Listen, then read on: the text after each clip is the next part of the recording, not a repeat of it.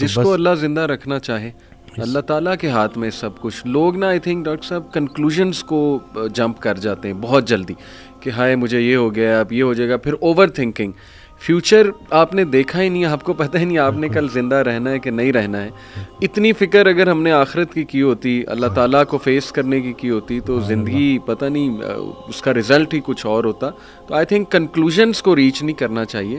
It's too early to reach to conclusion. Doctor بھائی کوئی خدا تو نہیں ہے نا. ڈاکٹر نے اگر آپ کو ایک بات کہہ دی ہے تو ٹھیک ہے, اس نے اپنے نالج کے مطابق کہہ دی ہے, لیکن اصل میں شفا دینے والی ذات اللہ ہے, چلانے والی ذات اللہ تعالیٰ ہے. کئی لوگ ہیں ڈاکٹرز کہتے ہیں جی آپ کو تو ہو ہی نہیں سکتا, لیکن یہ کہ بہت سی چیزیں انہیں ہو جاتی ہیں موٹیویشن کے تھرو.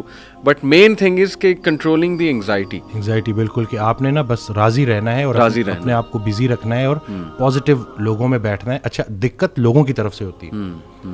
اور اس دن میں ایک جملہ مجھے بڑا اچھا لگا کہ کسی کی فطرت جاننے کے بعد اس سے جھگڑا کرنا بھی اس پہ ساتھ ظلم کرنا ہے. جب آپ نے ایک بندے کو دیکھ لیا کہ وہ انگزائٹی سے گزر رہا ہے اور آپ بجائے اس کے کہ اس کو بولو کہ ڈرامے کر رہے ہو, اس کے ساتھ بیٹھو.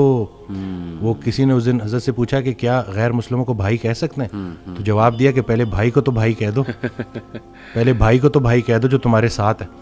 صحیح, باقیوں کی تو چھوڑو نا, کیونکہ سارا پوچھا ہی ان کا جانا ہے پہلے. صحیح بات, کہ آپ کے جو اپنے قریبی رشتہ دار ہیں, تو یہ رشتہ دار جو ارد گرد کے ہیں ان کا بڑا رول ہے. اگر ایک بندہ آئسولیٹ ہو گیا ہے تو طریقے سے اس کے ساتھ بیٹھیں اور اس کو وہی فی الحال سنائیں جو وہ سننا چاہتا ہے.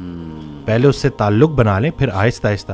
جیسے میرے پاس ایک بچہ آیا اس دن, وہ ڈرگز لیتا ہے, تو میں نے وہ پوری اس کی جو ہے جب پوری کاؤنسلنگ میں نا میں نے ایک دفعہ بھی جو ہے یہ چیز نہیں چھیڑی. صحیح. اور ان کی وہ مدر بار بار بول رہی کہ یہ ایسا ہے یہ ایسا ہے. تو خیر میں نے اس بچے کو باہر بھیجا اور میں نے ان کی کہا کہ میں نے ایک دفعہ اس بچے کو بولا, میں نے کہا آپ کیوں بار بار. صحیح بات. میں نے کہا وہ اس سے نفرت نہ کریں, وہ آہستہ آہستہ چھوڑ دے گا, فٹنس کی طرف آئے گا, ایکسرسائز کی طرف آئے گا, ڈائٹ کی طرف آئے گا, نکل آئے گا. جی, تو یہ بس یہی ہے نا کہ لوگ جو ارد گرد کے رشتہ دار ہیں وہ بھی بڑا کام خراب کرتے ہیں. ایگزیکٹلی, وہ سمجھتے نہیں ہیں اگلے کو, ایسے ہی وہ بس دھتکار دیتے ہیں. پھر جو اگر آپ نے اپنے گھر سے ہی آپ کو سوشل سپورٹ ہی نہیں ملی اگر آپ کو, تو ظاہر ہے پھر بڑا. تھوڑا سا اگر آپ سے پوچھنا چاہوں اف یو آر کمفرٹیبل کہ وٹ کلکڈ فار یو, آپ نے کہا کہ آپ نے کافی عرصہ انگزائٹی فیس کی, وہ سنگل چیز یا وہ چلے نمبر آف تھنگس جو آپ کے لیے کلک کی, وہ کیا؟ جسے میں اپنا بدترین دور سمجھ رہا تھا وہ بہترین دور کا آغاز تھا. اچھا. پہلے ہوا میں اکیلا, کیونکہ میں نے ایک ڈیسیجن لیا, سب نے چھوڑ دیا, ٹھیک ہو گیا. اتنی آئسولیشن تھی کہ, اور پہلے بالکل مجھے اللہ کی رحمت سے میں نا امید ہو گیا تھا اور مجھے لٹرلی وہ سوسائڈل تھاٹس بھی آنا شروع ہو گئے. تو اسی دوران میں ایک ویڈیو سن رہا, تو اس میں وہ اللہ نے کسی نہ کسی کو بہانہ بنانا ہوتا ہے, وسیلہ بنانا ہوتا ہے. تو وہ قاسم علی شاہ صاحب کی نا میں سن رہا تو ایک ویڈیو, تو اس میں انہوں نے کہا کہ حضرت واصف علی واصف رحمۃ اللہ علیہ. تو میں نے ویسے ہی نا میں نے سرچ کیا, تو پہلی ویڈیو جو سامنے آئی وہ تھی غم. تو اب وہ میں نے کلک کی, کیونکہ اب وہ جیسے میں نے کلک کی تو اس میں الفاظ یہ تھے کہ غم میں غم دینے والے کو یاد رکھنا, یاد رکھنا تیرے رب سے سب سے قریبی رشتہ سجدے کا ہے اور اس سے بھی قریبی رشتہ آنسوؤں کا ہے. آنکھ میں آنسو ہیں, سر سجدے میں ڈال, نام محمد آہوں میں, دیکھ یہ غم تجھے کیسے سرفراز کرتا ہے.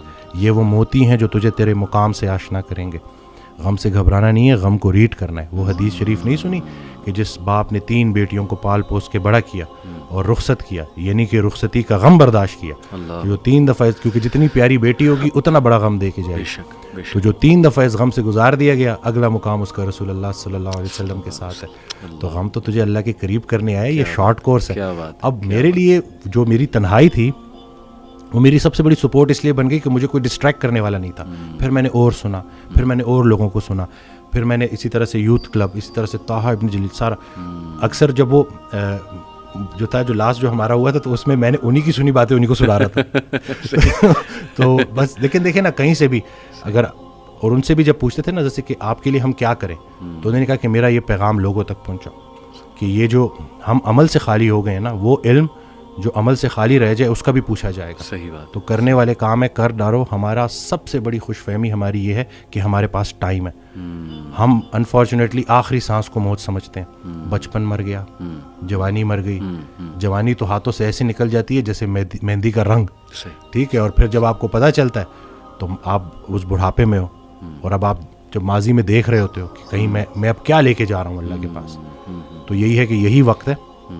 تو جس ٹائم میں گلہ کر رہا تھا, شکوے کر رہا تھا, اور پھر انہوں نے کہا کہ خواہشیں ٹوٹنے کا اور اس غم سے نکلنے کا ایک ہی طریقہ ہے کہ کوئی ایک خواہش ایسی ڈیولپ کر لی جائے جو باقی تمام خواہشات پہ بازی لے جائے, لیکن وہ خواہش ٹھہرنے کی نہ ہو, جانے کی ہو. فکر آخرت تمہیں دنیا کی ہر فکر سے آزاد. صحیح بات, صحیح بات. جو بن دیکھے رحمان سے ڈرتا تھا وہ تب نہیں ڈرے گا جب دیکھے گا. صحیح بات. بلکہ لاسٹ جب میں لاہور آیا تھا تو یہ میں نے وہ ٹی وی لگایا تو وہ قرآن کی, تو اس میں نا اس کی آیت, اس کا ترجمہ کہ قرآن پاک میں اللہ تعالیٰ کہتا ہے, ارشاد فرماتے ہیں کہ تم وہ وعدہ یاد رکھو جو تم نے مجھ سے کیا تھا, میں وہ وعدہ یاد رکھوں گا جو میں نے تم سے کیا تھا. تو ہم نے بس وہ وعدہ کیا تھا. نماز بھی تو اللہ کی یاد ہے نا. صحیح صحیح. تو اور پھر دوسرا یہ کہ یکسوئی, کہ جب آپ کا نا یکسوئی نصیب ہو جائے, ایک ہی آپ ڈائریکشن میں چلنا شروع ہو جاؤ. محبت کیا ہے؟ محبت ادھر ادھر دیکھنا نہیں ہے, ایک ہی ڈائریکشن میں دیکھنا. بالکل صحیح. تو جب آپ کی ڈائریکشن اللہ کی طرف ہو جائے نا, پھر اٹھنا بیٹھنا ہر چیز, اور ویسے ہی اللہ تعالیٰ آپ کو مشکل سے نکال